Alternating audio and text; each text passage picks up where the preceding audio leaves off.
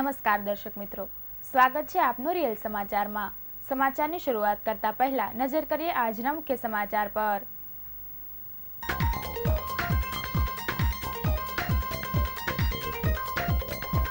હીરા ઉદ્યોગની મંદીની અસર જ્વેલરી ઉત્પાદનમાં પણ દેખાઈ। ડિમાન્ડ ઘટતા જ્વેલરી ઉત્પાદકો અઠવાડિયામાં 2 રજા આપવાની શરૂ કરી। સરથાણાના જ્વેલર્સ પાસેથી 50 લાખની ખંડણી માંગના રેમ્બો ચહેરા સાથે 2 પકડાયા।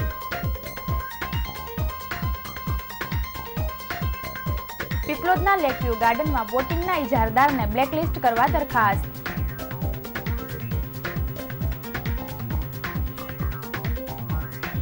2700 કરોડના જીએસટી ચોરી કૌભાંડમાં ઇકોસીલના મુખ્ય સૂત્રધાર રૂપિયાની ધરપકડ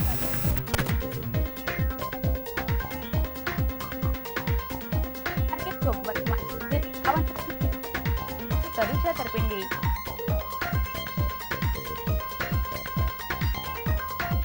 નવસારીના વેસમા પાસે ટ્રક ચાલકે કાબુ ગુમાવતા એસિડ ભરેલા ટેન્કર સાથે કર્યો અકસ્માત। એસિડની અસર 1 કિલોમીટર સુધી અનુભવાઈ।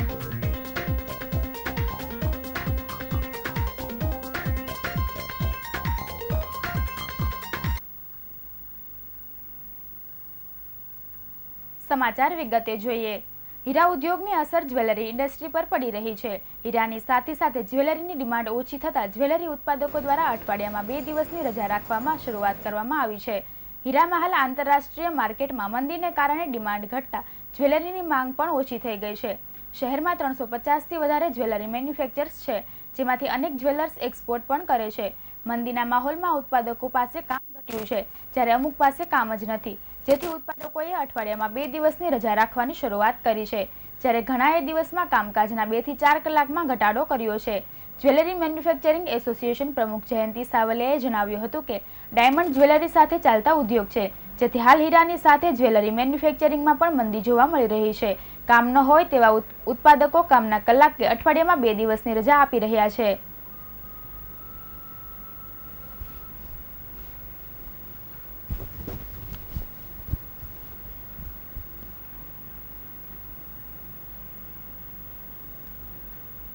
સુરતના સરથાણાના જ્વેલર્સ ચેતન સુખડિયા પાસે સાગરીતે 50 લાખની ખંડણી માંગતા કાપોદ્રા પોલીસ મથકે ગુનો નોંધાયો હતો, જેમાં વારંવાર ખંડણી માંગી જાનથી મારી નાખવાની ધમકી આપવામાં આવતી। જોકે સમગ્ર મામલે કાપોદ્રા પોલીસે તાત્કાલિક કાર્યવાહી કરીને 2 આરોપીઓને પકડી પાડી ધરપકડ કરવામાં આવી હતી, જેમની પાસેથી 2 રેમ્બો છરા પણ કબજે લેવામાં આવ્યા હતા। કુખ્યાત બુટલેગર મનીષ રૈયાણીના ખાસ સાગરીત અને લિસ્ટેડ બુટલેગર ઋષિ ઉર્ફે ઋષિ પંડિત ગુલાબચંદ પાંડેએ મનીષના જ મિત્ર ચેતન ઉર્ફે જોલી ધીરુભાઈ સુખડિયા પાસે પ્રોટેક્શન મની પેટે 50 લાખની ખંડણી માંગ્યાની ફરિયાદ કાપોદ્રા પોલીસ મથકમાં નોંધાઈ હતી।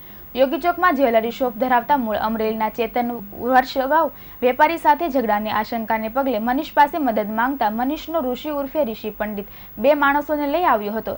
બાદમાં ઋષિ ઉર્ફે ઋષિ પંડિતને વેપારીને ચપ્પુ મારતા લૂંટની ફરિયાદ નોંધાઈ હતી અને તેમાં 1 વર્ષ સુધી વોન્ટેડ રહેલા ઋષિ ઉર્ફે ઋષિ પંડિતને સમયના ખર્ચ પેટે પૈસા માંગી ધમકી આપવામાં આવી હતી।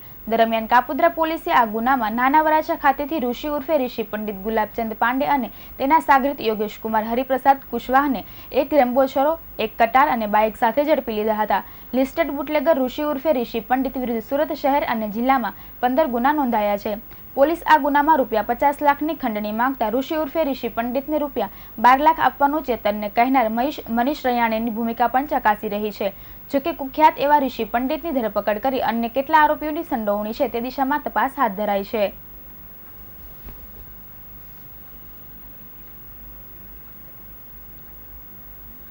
પીપલોદ સ્થિત એક વ્યૂ ગાર્ડનમાં બોટિંગની ઇજારો લઈને ટેન્ડરની શરતો મુજબ ભાડાની રકમ જમા ન કરાવી હોવાની તેને બ્લેકલિસ્ટ કરવા માટેની દરખાસ્ત સ્થાયી સમિતિ અધ્યક્ષ રજૂ કરવામાં આવી હતી। અઠવા ઝોનમાં એક લેકવ્યુ ગાર્ડનના રિનોવેશન બાદ બોટિંગ માટે રાજયોગ પોલિટેક પ્રાઇવેટ લિમિટેડને તારીખ 28/6/2022થી કામગીરી સોંપવામાં આવી હતી। આ કામગીરી શરૂ કર્યા બાદ આજ દિન સુધી ટેન્ડરની શરતો મુજબ 6 માસની ભાડાની રકમ જમા કરાવવામાં આવી નથી। આટલું જ નહીં, પરંતુ તળાવમાં લીલ તથા અન્ય ગંદકી દૂર કરવા તથા તળાવના કિનારે ભેગા થયેલા કચરા નિકાલ માટે પાલિકાએ વારંવારની તાકીદ છતાં પણ કામગીરી યોગ્ય રીતે કરવામાં આવી ન હતી। આ ઉપરાંત તેમને રૂબરૂમાં સુનાવણી માટે બોલાવાયા છતાં હાજર રહ્યા ન હતા, જેથી ઇજારો તાત્કાલિક અસરથી રદ કરી અને સિક્યુરિટી ડિપોઝિટની રકમ જપ્ત કરી ડિબાર્ડ એટલે કે બ્લેકલિસ્ટ કરીને શિક્ષાત્મક કાર્યવાહીની દરખાસ્ત થઈ છે।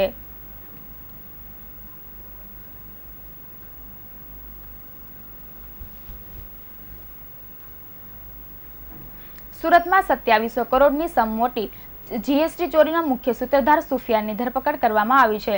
સુરત ઇકોસેલ સુફિયાન કાપડિયાની ધરપકડ કરી છે. અગાઉ 18 આરોપીઓની આ કેસમાં ધરપકડ કરવામાં આવી હતી. સુફિયાન 19મો આરોપી છે. તેણે જ જીએસટી ચોરીની શરૂઆત કરી હતી. તેણે ખોટા દસ્તાવેજના આધારે બોગસ પેઢી ખોલી ઇનપુટ ટેક્સ ક્રેડિટ મેળવી હતી. આ ગ્રુપ જીએસટી ચોરી કરતું હતું. કરોડોની જીએસટી ચોરી કરી જગ્યાએ વાપરી એ અંગે તપાસ ચાલુ છે.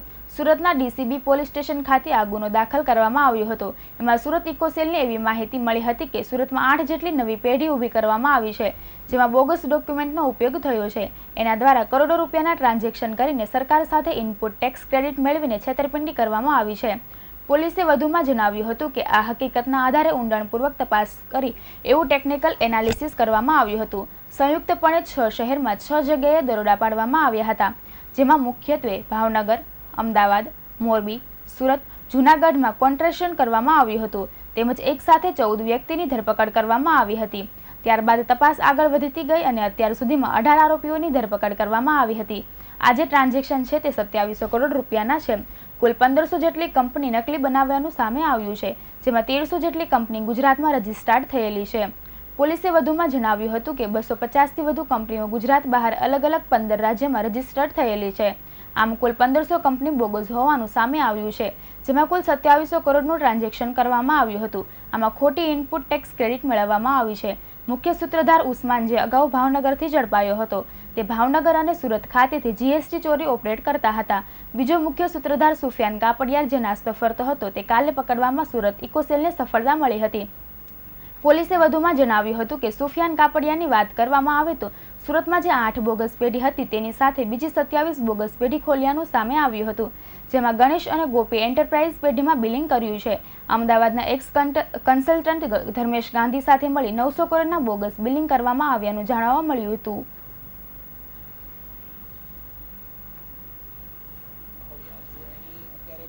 પૂછપરછ કરતા એવું સામે આવેલ છે કે તેની તબિયત ખૂબ જ નાદુરસ્ત હોય. તે ઇન્દોર અને બોમ્બે ખાતે ભાગી ગયેલ હતો. સાથે સાથે વચગાળાના સમય દરમિયાન તેનું ઓપરેશન પણ કરવામાં આવેલ છે તેવી હકીકત સામે આવેલ છે.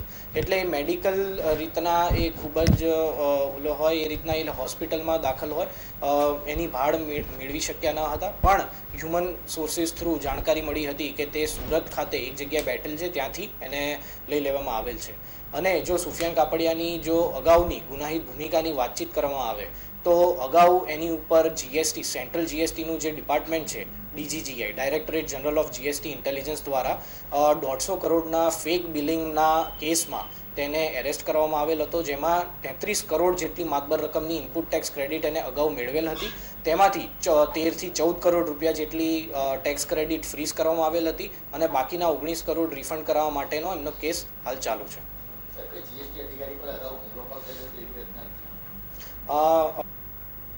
સુરતના કતારગામ વસતા દેવડી રોડ ખાતે હીરાનું કારખાનું ધરાવતા મૂળ ભાવનગરના કારખાનેદાર પાસેથી જોબવર્ક માટે હીરા લઈ કાપોદ્રાના કારખાનેદાર ₹52,92,000ના હીરા બે દયાલ મારફતે સસ્તામાં વેચી નાખી કારખાનેદાર, તેના ભાઈ અને સંબંધીએ ધમકી આપતા કતારગામ પોલીસે ગુનો નોંધી તપાસ હાથ ધરી છે. મૂળ ભાવનગરના તરમસિયાના વતની અને સુરતમાં કતારગામ લક્ષ્મીકાંત આશ્રમ રોડ સ્વર્ગ રેસિડેન્સી C801માં રહેતા 40 વર્ષીય જયેશભાઈ કલ્યાણભાઈ જાસોલિયા કતારગામ વસતા દેવડી રોડ ઉપર કમ્પાઉન્ડ પ્લોટ નંબર 433-2માં ખુશી જેમ્સના નામે હીરાનું કારખાનું ધરાવે છે. તેમને ત્યાં 150 વ્યક્તિનો સ્ટાફ છે, છતાં તે અન્ય નાના કારખાનેદારો પાસે હીરાનું કામ કરાવે છે. 1.5 વર્ષ અગાઉ તેમને ત્યાં જ કામ કરતા એક કારીગર મારફતે તે કાબોત્રા અક્ષરધામ D1 બીજા માળે હીરાનું કારખાનું ધરાવતા ભરતભાઈ જીવરાજભાઈ ભેસાણિયાના સંપર્કમાં આવ્યા હતા. ભરતભાઈ લેબર વર્ક માટે આપેલા હીરા સમયસર કામ પૂરી કરી પરત આપતા હતા. જયેશભાઈને તેમના ઉપર વિશ્વાસ આવ્યો હતો. આથી ગત 21 જાન્યુઆરીથી 15 માર્ચ દરમિયાન તેમણે ભરતભાઈને કુલ 409 કેરેટના હીરા લેબર વર્ક માટે આપ્યા હતા. તે હીરા સમયસર પરત નહીં કરતા જયેશભાઈએ ઉઘરાણી કરી, ત્યારે ભરતભાઈએ 72 કેરેટ હીરા પરત કર્યા હતા. જ્યારે બાકીના ₹52,92,000ની મત્તાના 336 કેરેટ હીરા અંગે પૂછ્યું તો ભરતભાઈએ જણાવ્યું હતું કે તેમને દેવું થતાં તે હીરા બે દલાલ રમેશ ધુણા અને લલ્લુ બલ્લર મારફતે વેચી દીધા છે. જયેશભાઈએ તે હીરા પરત માંગતા ભરતભાઈના ભાઈ રાજેશભાઈ અને તેમના કારખાનામાં કામ કરતા તેમના સંબંધી સંજયભાઈ ભેસાણીયાએ જયેશભાઈને ધમકી આપી હતી કે તમારાથી જે થાય તે કરી લેજો, તમારો હીરાનો માલ પરત મળશે નહીં. આથી જયેશભાઈએ ગતરોજ ભરતભાઈ, તેમના ભાઈ રાજેશભાઈ, સંબંધી સંજયભાઈ અને બે દલાલ રમેશ ધુણા અને લલ્લુ બલ્લર વિરુદ્ધ કતારગામ પોલીસ મથકમાં છેતરપિંડીની ફરિયાદ નોંધાવતા પોલીસે વધુ તપાસ હાથ ધરી છે.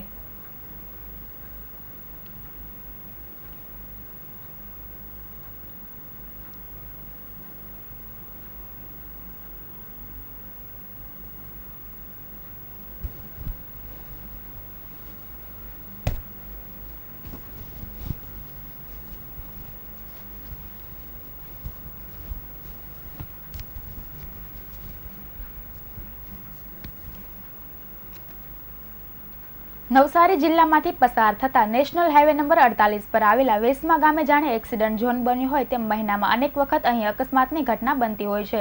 ફરીવાર આજે સવારે અકસ્માતની ઘટના બનતા જેમાં ટ્રક અને ટેન્કર વચ્ચે અકસ્માત થયો હતો. જોકે સદનસીબે 3 સામાન્ય ઈજા થઈને મોટી દુર્ઘટના થઈ નથી. અમદાવાદ તરફ જઈ રહેલા ટ્રક ચાલકે વાહન પર કાબુ ગુમાવતા ટ્રક ડિવાઈડર કૂદી સામેના ટ્રક પર આવ્યો હતો, જ્યાં એસિડ ભરેલા ટેન્કર સાથે તે ભટકાયું હતું, જેથી રોડ પર હાઇડ્રોક્લોરિક એસિડ ઢોળાયું હતું, જે 1 કિલોમીટર સુધી તેની અસર વર્તાઈ હતી. તંત્રએ તાત્કાલિક એસિડની અસર દૂર કરવા માટે તેના ઉપર દારૂ નાખ્યો હતો. અકસ્માતમાં કન્ટેનર અને ટ્રકમાં સવાર 3ને ઈજા થતા સારવાર અર્થે ખસેડવામાં આવ્યા હતા.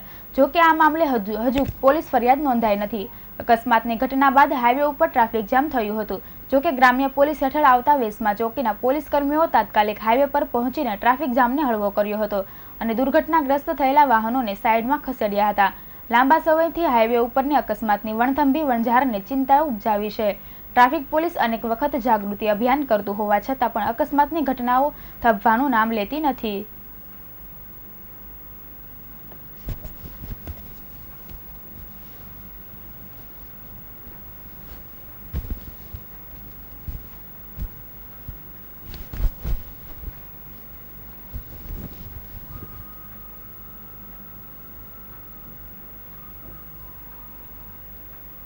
સુરત નગર પ્રાથમિક શિક્ષણ સમિતિના શિક્ષકો પાસે ગ્રેડ પેના મુદ્દે કોર્ટની લડત માટે ઉઘરાવેલ 7,000 રૂપિયાનો વિવાદ ફરી વકરી રહ્યો છે.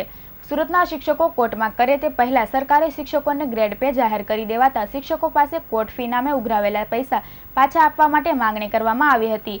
જોકે જે શિક્ષકના ગ્રુપે પૈસા ઉઘરાવ્યા હતા તે ગ્રુપે ફીના પૈસા વકીલને આપી દીધા હતા અને જે પૈસા બચશે તેમાંથી પાછા આપવામાં આવશે. કેસ થયો જ નથી તો પૈસા પાછા કેમ ન મળે તે પ્રશ્ન ઊભો થયો છે. બચેલા પૈસા પાછા આપવામાં આવે છે તે મેસેજ બાદ વિવાદ ઠંડો થવાના બદલે ગરમાઈ રહ્યો છે. પ્રાથમિક શિક્ષણ મંડળના પ્રમુખ રાહુલ ગવાણીએ આ પ્રથમ સમગ્ર પ્રકરણ અંગે ગુજરાત પ્રદેશ પ્રમુખ, ગૃહમંત્રી, શિક્ષણ મંત્રી અને ધારાસભ્ય સહિત પાલિકાના વિજિલન્સ વિભાગને લેખિતમાં ફરિયાદ કરી છે. કરેલી લેખિતમાં અરજીમાં ઘણા જ ગંભીર આક્ષેપ કરવામાં આવ્યા છે. તેમાં જણાવ્યું છે કે રાજ્ય સરકાર દ્વારા નગર પ્રાથમિક શિક્ષણ સમિતિના શિક્ષકોને ઉચ્ચતર પગાર ધોરણને લાભ આપવા માટે ગત તારીખ 22મી ઓક્ટોબર 2022ના રોજ પરિપત્ર આપવામાં આવ્યું હતું અને મળવાપાત્ર એરિયર્સમાં કેટલીક કપાત કરી આ જ વાતનો લાભ લેવા માટે શાસનાધિકારી દ્વારા તેના સાગરીતો સાથે મળી ષડયંત્ર રચવામાં આવ્યું હતું અને તેઓની ફરજ માત્ર રાજ્ય સરકારના પરિપત્રની શિક્ષકોને જાણ કરવાની હોવા છતાં પોતાના સાગરીતો સાથે મળી ષડયંત્રના ભાગરૂપે શિક્ષકોમાં ગેરસમજ અને સરકાર પ્રત્યે અસંતોષ ઊભો થાય તેવું પોતાનું મરજી મુજબનું અને નિયમોથી તદ્દન વિરુદ્ધ પરિપત્ર કર્યું છે. અરજીમાં વધુ આક્ષેપ કર્યા છે કે શાસનાધિકારી દ્વારા તેના સાગરીતો મારફત ઉતાવળમાં કોર્ટ કેસના નામે શાળાઓના સરનામા ટીમો બનાવી દરેક શિક્ષક પાસેથી 7,000 રૂપિયા લેખે ઉઘરાણી કરવામાં આવી હતી. લગભગ 1,500 શિક્ષકો પાસેથી ઉઘરાણી કરવામાં આવી હતી, એટલે કે 1 કરોડ રૂપિયાથી વધુની ઉઘરાણી કરવામાં આવી છે. હજુ શિક્ષકોને રૂપિયા પરત કરેલ નથી. સાથે અમારા જેવા જે આ મુદ્દે બોલતા હોય તેને ભૂતકાળની જેમ જ હેરાન કરવાની ધમકી અલગ અલગ માધ્યમથી આપવાનું કામ થઈ રહ્યું છે. આ મુદ્દે વધુ તપાસ કરવા તથા જવાબદારો સામે પગલાં ભરવાની માંગણી કરવામાં આવી છે. પ્રાથમિક શિક્ષણ મંડળના પ્રમુખ કરેલા આવા ગંભીર આક્ષેપ બાદ શિક્ષણ સમિતિનું વાતાવરણ ગરમાયું છે. નામ રાહુલ અંકુશ ગવાણે છે. હું શિક્ષણ સમિતિની શાળા નંબર 135માં પ્રિન્સિપલ છું ને શિક્ષક મંડળમાં પ્રમુખ તરીકે ફરજ બજાવું છું. અમારા શિક્ષકોનો ઉચ્ચતર પગાર ધોરણ અંગે કેટલીક સમસ્યા હતી છેલ્લા 27 વર્ષથી. એનો રાજ્ય સરકારે ગત 20મી એપ્રિલે સુખદ નિવેડો લાવ્યો છે, જે માટે અમે સરકારને અભિનંદન આપીએ છીએ. પરંતુ આ દરમિયાન કેટલાક લોકોએ શિક્ષકો પાસેથી 7,000 લેખે 1 કરોડથી વધુ રૂપિયાની ઉઘરાણી કરી છે, જે પાછા મળવા જોઈએ અને એની તપાસ થવી જોઈએ. એ માટે મેં મહેરબાન સરકારમાં ગૃહમંત્રી, શિક્ષણ મંત્રી તથા સંબંધિત વિભાગોને અરજી કરેલ છે. પૈસા લેવાનું કારણ એવું હતું કે સરકારે અમારા એરિયસની બાબતમાં ઉચ્ચતર પગાર ધોરણના એરિયસની બાબતમાં કેટલીક કપાત કરી હતી. તો એમાં એસએસસીના કેટલાક અધિકારી અને કર્મચારીઓ મળીને એવું શિક્ષકોને કીધું કે આપણે એ માટે કોર્ટમાં જઈશું ને તમે પૈસા આપો, પણ સમાંતર સરકાર આ પ્રશ્નનો ઉકેલ કરવા માટે પ્રક્રિયા ચલાવતી હતી અને એનાથી એ લોકો પણ વાકેફ હતા અને સરકારે પોતાનો નિર્ણય પણ આપી દીધો 20મી એપ્રિલે. એ પછી પણ તેઓ પૈસા લઈને બેસ્યા છે અને હજુ પાછા આપી નથી રહ્યા. સમગ્ર દક્ષિણ ગુજરાતની સૌથી મોટા સુરત ખેતીવાડી ઉત્પન્ન બજાર સમિતિ એવી સુરત માર્કેટિંગ યાર્ડના પ્રમુખ અને ઉપપ્રમુખ પદની આજે વરણી કરવામાં આવી હતી, જેમાં 84 વિધાનસભાના ધારાસભ્ય સંદીપ દેસાઈને પ્રમુખ તરીકે અને હર્ષદ પટેલની ઉપપ્રમુખ પદે વરણી કરવામાં આવી હતી. એપીએમસીના હોદ્દેદારોની નિમણૂક કરવા બાબતે છેલ્લા ઘણા સમયથી ચર્ચાઓ ચાલી રહી હતી. સંદીપ દેસાઈનું નામ પહેલાથી જ એપીએમસીના પ્રમુખ તરીકે ખૂબ જ મજબૂત રીતે લેવાતું હતું અને આખરે પાર્ટી દ્વારા જે મેન્ડેટ આપવામાં આવ્યો છે તેમાં સંદીપ દેસાઈનું નામ જ જાહેર કરવામાં આવ્યું છે. પહેલાથી જ આખી ગોઠવણી થઈ ગઈ હતી અને તેના મુજબ જ નામ જાહેર કરીને બાકીની તમામ પ્રકારની ઔપચારિકતાઓ પૂરી કરી લેવામાં આવી હતી. સુરત એપીએમસીનો અંદાજે 2500 કરોડ કરતાં વધારે ટર્નઓવર સાથે દક્ષિણ ગુજરાતની સૌથી મોટી એપીએમસી હોવાને કારણે વહીવટ ખૂબ જ મોટો છે. પાર્ટી દ્વારા પ્રમુખ અને ઉપપ્રમુખનું નામ જાહેર કરવા પહેલા અભિપ્રાયો લેવામાં આવ્યા હતા. સુરત ખેતીવાડી ઉત્પન્ન બજાર સમિતિની વ્યવસ્થામાં કમિટીની ચૂંટણીમાં ખેડૂતોની 10 અને વેપારીની 4 મળી 14 બેઠક બિનહરીફ થઈ હતી. એપીએમસીમાં ખેડૂતોની 10, વેપારીઓની 4, મંડળી પ્રતિનિધિની 2, પાલિકા 1, જિલ્લા રજિસ્ટ્રાર 1 અને ખેતીવાડી અધિકારીઓની મળીને કુલ 19 બોર્ડ ડિરેક્ટર થશે. તમામ પ્રતિનિધિઓના અને હોદ્દેદારોના અભિપ્રાય લેવામાં આવ્યા હતા.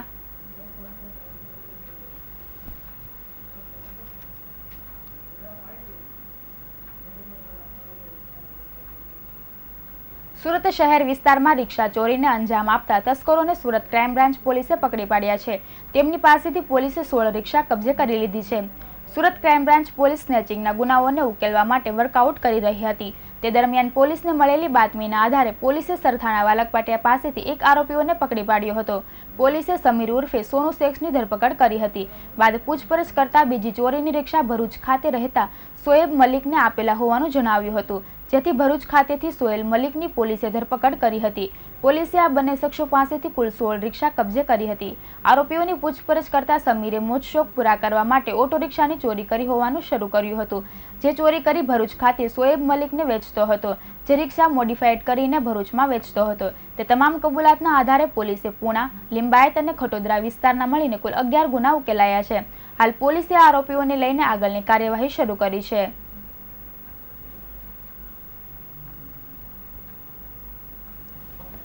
જે અનડિટેક રિક્ષા ચોરીના બનાવો બનેલ હતા એમને ડિટેક્ટ કરવા માટે મહેરબાન પોલીસ કમિશનર સાહેબ તથા additional police commissioner Shri Sharad Singhal સાહેબ દ્વારા ક્રાઇમ બ્રાન્ચને ખાસ સૂચના આપવામાં આવેલી હતી. અમને લઈને ક્રાઇમ બ્રાન્ચની અલગ અલગ ટીમો વર્કઆઉટ કરી રહી હતી. એ દરમિયાન પીએસઆઈ નરેશ દેસાણી અને એમની ટીમને એક સ્પષ્ટ અને ચોક્કસ બાતમી મળે છે કે સરથાણા વાલકપાટિયા પાસે એક રિક્ષા જે છે એ પોતે ફેરા મારે છે. એનું નામ છે સમીર ઉર્ફે સોનુ શેખ. એ ભેસ્તાનનો રહેવાસી છે અને હાલમાં જે રિક્ષાની અંદર એ ભાડાથી ફેરા મારે છે એ ચોરીની છે. આવી સ્પષ્ટ અને ચોક્કસ બાતમી મળતા એમને સરથાણા જે વાલકપાટિયા પાસેથી પકડી પાડવામાં આવેલ છે રિક્ષા સાથે. એમનું ઇન્ટ્રોગેશન કરતાં એવી એક હકીકત ધ્યાન ઉપર આવેલ છે કે સુરત શહેરની અંદર પૂણા પોલીસ સ્ટેશન વિસ્તાર, લિંબાયત વિસ્તાર, ખટોદરા વિસ્તાર તેમજ અન્ય પોલીસ સ્ટેશન વિસ્તારની અંદર જે અનડિટેક રિક્ષા ચોરી હતી એવી ટોટલ બીજી 15 એમ મળીને 16 રિક્ષાઓ આ લોકોએ ચોરેલ હતી. અને સુરતના વરિયાવ ખાતે આવેલી જમીનમાં આવવા જવા માટે રસ્તાનો કાયમી નિકાલ કરવા માટે તેવી માંગ સાથે સૌરાષ્ટ્ર વૈષ્ણવ સાધુ સમાજ દ્વારા જિલ્લા કલેક્ટરને આવેદનપત્ર પાઠવી રજૂઆત કરવામાં આવી છે. શ્રી સૌરાષ્ટ્ર વૈષ્ણવ સાધુ સમાજ દ્વારા આજરોજ સુરત જિલ્લા કલેક્ટરને લેખિતમાં આવેદનપત્ર પાઠવવામાં આવ્યું છે. જે આવેદનપત્રમાં જણાવવામાં આવ્યું છે કે વરિયાવની હદ વિસ્તારમાં આવેલ બ્લોક નંબર 1290B વાળી જમીન કે જેનો સ્મશાન તરીકે ઉપયોગ થતો આવ્યો છે અને જમીનમાં આવવા જવાના રસ્તાનો કાયમી નિકાલ કરવામાં આવે. વર્ષ 2003માં સ્મશાન માટે નદી કિનારે મરણોત્તર વિધિ માટે જમીન ફાળવવા માટેની અરજી કરવામાં આવી હતી. જે તે સમયે સરકારી કચેરીમાંથી સરકારી ખાર ખરાબાની જમીન સમાજના મરણોત્તર વિધિ માટે ફાળવવામાં આવી હતી. ત્યારબાદથી આજ દિન સુધી જમીનનો ઉપયોગ સમાજના લોકો દ્વારા કરવામાં આવે છે. જેમાં સમાજના ઘણા લોકોની સમાધિઓ પણ બનાવવામાં આવી છે. પરંતુ હાલ વરિયાવ ગામે સુરત મહાનગરપાલિકા તરફથી ટાઉન પ્લાનિંગ સ્કીમ નંબર 36 મંજૂર કરવામાં આવી છે, જેના કારણે અન્ય સમાજના અને હળપતિઓના ઝૂંપડાઓ તેમજ રહેણાંઠાણો સાથે ફાળવવામાં આવ્યા છે, જેથી તાપી નદીના પાળાથી છાબરાભાઠા સુધીના રસ્તામાં દબાણો જણાઈ આવ્યા છે. જ્યાં અહીં આવેલ જગ્યામાં આવવા જવા માટેના કાયમી રસ્તાની સગવડ કરી આપવામાં આવે તેવી માંગ છે. પ્રસાદ સૌરાષ્ટ્ર વૈષ્ણવ સાધુ સમાજનો પ્રધાનજી છું.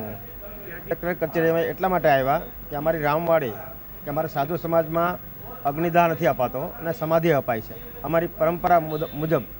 તો હજી અમારી રામવાડી છે ત્યાં સમાધિ ઘાટ છે અમારો, અમે 17-18 વર્ષથી ત્યાં ચાલીએ છીએ.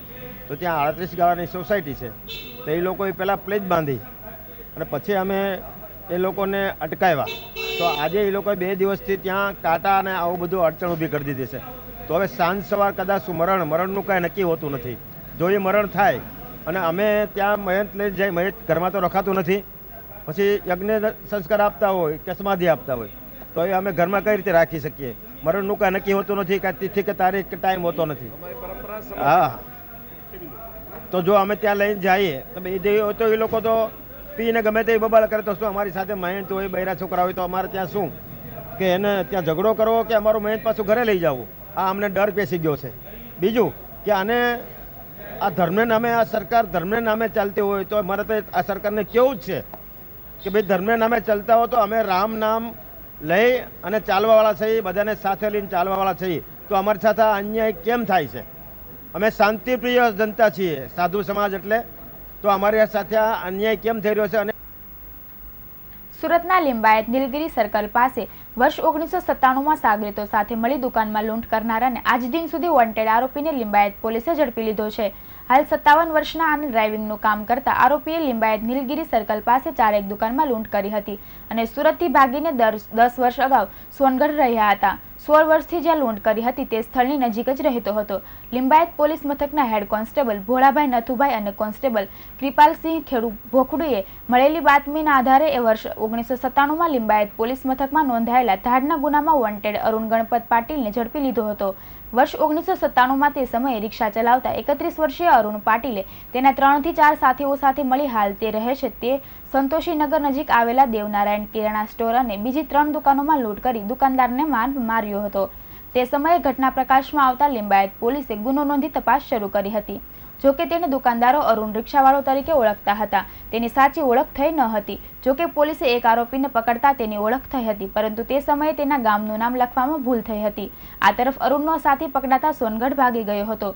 પોલીસ તેના ગામના નામના આધારે તપાસ કરતી હતી, પણ તેવું કોઈ ગામ જ નહીં હોય પોલીસ તેના સુધી પહોંચી શકી ન હતી.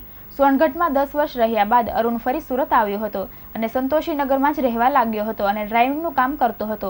છેવટે પોલીસને બાતમી મળતા આખરે તેને ઝડપી લીધો હતો.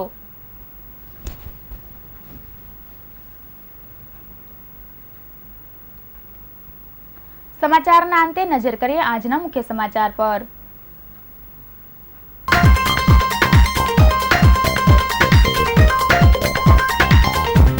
હીરા ઉદ્યોગની મંદીની અસર જ્વેલરી ઉત્પાદનમાં પણ દેખાઈ. ડિમાન્ડ ઘટતા જ્વેલરી ઉત્પાદકો અઠવાડિયામાં 2 રજા આપવાની શરૂ કરી. સરથાણાના જ્વેલર્સ પાસેથી 50 લાખની ખંડણી માંગનાર રેમ્બોચરા સાથે પકડાયા.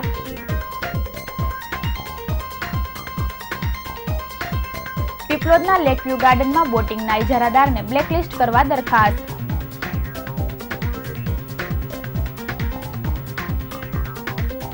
₹2700 કરોડના જીએસટી ચોરી કૌભાંડમાં ઇકોસેલે મુખ્ય સૂત્રધાર સુફિયાનની ધરપકડ કરી.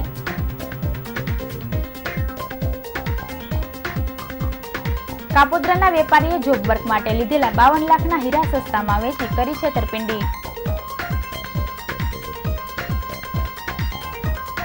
નવસારીના વેસમા પાસે ટ્રક ચાલકે કાબુ ગુમાવતા એસિડ ભરેલા ટેન્કર સાથે કર્યો અકસ્માત.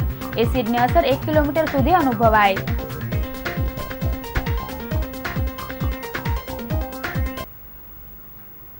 આ હતા અત્યાર સુધીના સમાચાર. નવી ખબરો સાથે ફરી મળીશું. ત્યાં સુધી રજા આપશો. નમસ્કાર.